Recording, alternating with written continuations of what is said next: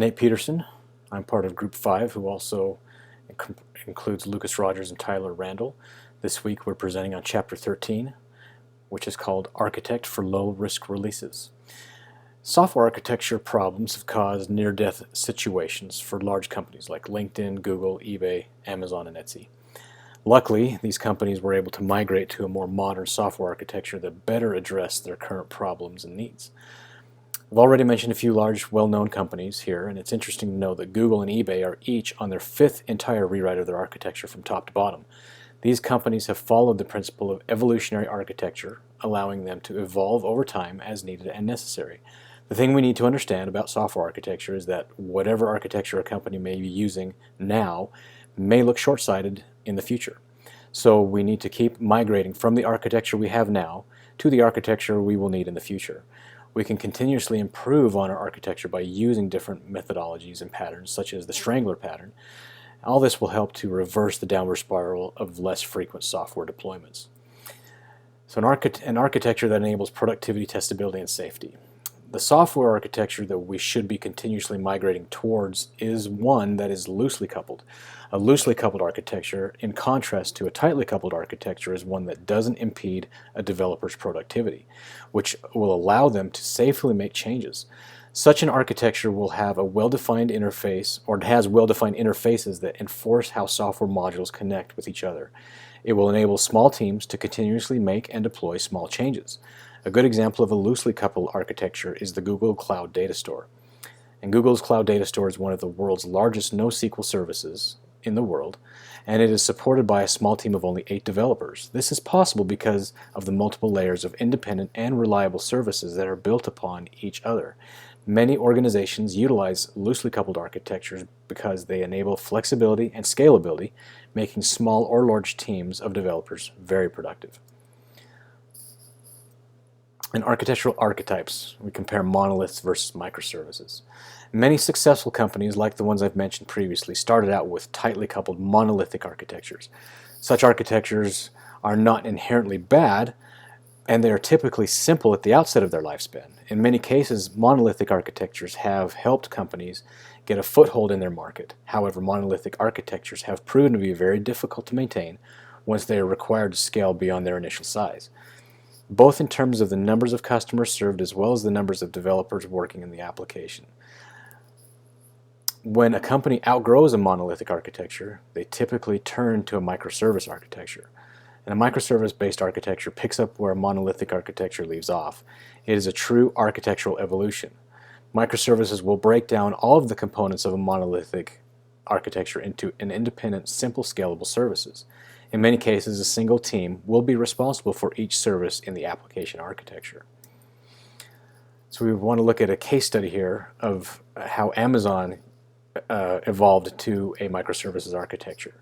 And Amazon's evolutionary architecture is one of the most studied architectural transformations. Think of everything you know about shopping at Amazon. And in 1996, all of Amazon's functionality that you now know was contained in a single monolithic application that ran on a web server that communicated with a database on the back end. This application was known as Obidos, and it took care of all the business logic, display logic, and all the other things that Amazon has become famous for, like star ratings, recommendations, and reviews, among other things. As Amazon grew, it was difficult for the application to grow along with the company. It simply could not scale beyond what it was originally intended to handle. Amazon Chief Technology Officer Werner Vogels said, "We went through a period of serious introspection and concluded that what a services-oriented architecture would give us, the level of isolation that would allow us to build many software components rapidly and independently."